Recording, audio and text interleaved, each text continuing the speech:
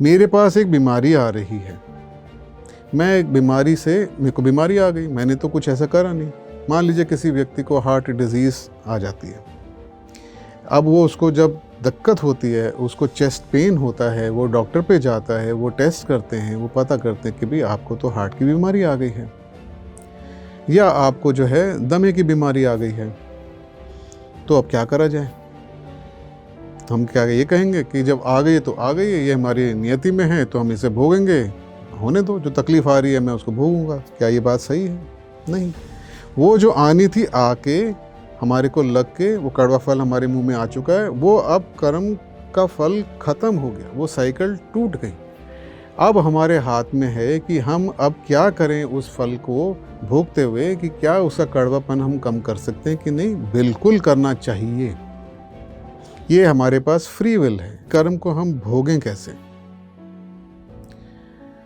तो अगर हमने यहाँ तक समझ लिया है कि एक फल मेरे को मिल रहा है, वो जो फल आ रहा है उसको तो मुझे खाना ही पड़ेगा। जब वो मैं खाऊंगा तो अगर वो कड़वा निकला तो मैंने क्या करना है? एक तरीका तो है, जिसने मुझे कड़वा फल दिया है मैं उसको मारना पीटना चालू करूं, कोसना चालू करूं। जब मैंने ऐसा करना चालू करा ये सोच के कि ये जो जिसने मुझे ये फल दिया है वो देने वाला ही इसका जिम्मेवार है, तो मैं उसको कोसूंगा। जब मैं उसको कोसूंगा, उसको हो सकता है मारपीट भी कर लूं, उसको बदला भी ले लूं, तो मैं फिर एक नया कर्म बना रहा हूं, एक नया क्रियामान कर्म बना रहा हूं। जब अगर मैंने जो फल आया उसको मैंने खाया, वो कड़वेपन को मैंने पचा लिया, भोग लिया ठीक ढंग से, तो वो जो कर्म का जो भोगना था, जो साइकिल थी, वो ख़त्म हो जाती है। जो मैंने किसी को दिया था कड़वा फल, आज मुझे वापस मिल गया है, किसी के भी माध्यम से मिला हो, वो मुझे मिल गया, मैंने उसको ख़त्म कर दिया। हाँ, अगर मेरी जानकारी इतनी है अच्छी कि मैं इस कड़वे फल को भोगते हुए कुछ ऐसी और फोर्सेस जनरेट कर लूँ कि ये कड़वापन हल्का हो जाए, तो मैं कर सकता हूँ, करना ही चाहिए।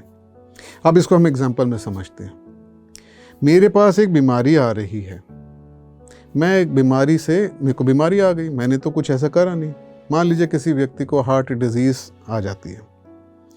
अब वो उसको जब दिक्कत होती है, उसको चेस्ट पेन होता है, वो डॉक्टर पे जाता है, वो टेस्ट करते हैं, वो पता करते हैं कि भाई आपको तो हार्ट की बीमारी आ गई है या आपको जो है दमे की बीमारी आ गई है। तो अब क्या करा जाए? हम क्या ये कहेंगे कि जब आ गई तो आ गई है, ये हमारी नियति में है तो हम इसे भोगेंगे, होने दो, जो तकलीफ़ आ रही है मैं उसको भोगूंगा। क्या ये बात सही है? नहीं। वो जो आनी थी आके हमारे को लग के, वो कड़वा फल हमारे मुंह में आ चुका है, वो अब कर्म का फल ख़त्म हो गया, वो साइकिल टूट गई।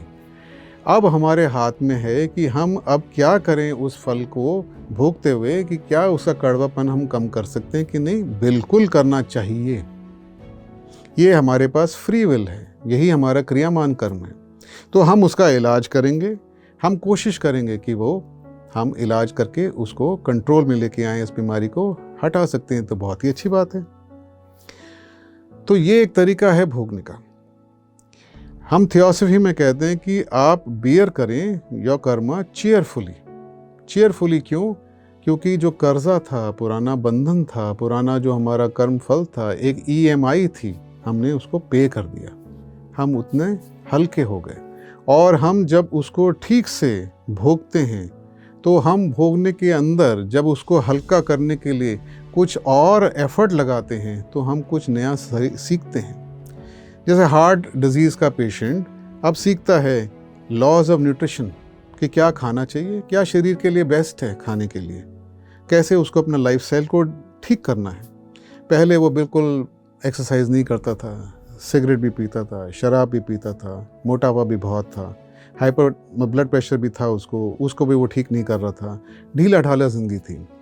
अब उसको समझ में आ जाता है, डॉक्टर कहता है आपको अपने जो है लाइफस्टाइल को ठीक करना है, आपको अपने शुगर को ठीक करना है, BP को कंट्रोल में लाना है, आपको कोलेस्ट्रॉल कम करना है, आपको ये सिगरेट बंद करनी है, तो आप अपनी लाइफ को ठीक करिए। डिसिप्लिन सीखता है। अपनी लाइफ में जब डिसिप्लिन आता है, जो तकलीफ़ें आ रही हैं उस फल की वजह से, उसको ठीक ढंग से भोगने के लिए नए चीज़ें वो सीखता है। तो कर्म हमारा जो ये है एजुकेटर बन जाता है। कर्म हमारे को सिखाने का एक माध्यम बन जाता है, इम्प्रूवमेंट करने का एक माध्यम बन जाता है। तो कर्म के फलों को ठीक ढंग से जब हम भोगते हैं तो हम अपने आप को इम्प्रूव करते हैं, भोगते हुए, हटाते हुए, पुराने कर्म बंधों को ख़त्म करते हुए, और हम नए तरीके से उसको जब भोगते हैं तो हम अपने आप को और इम्प्रूव करते हैं। तो ये है सही ढंग से कर्म को भोगने का तरीका।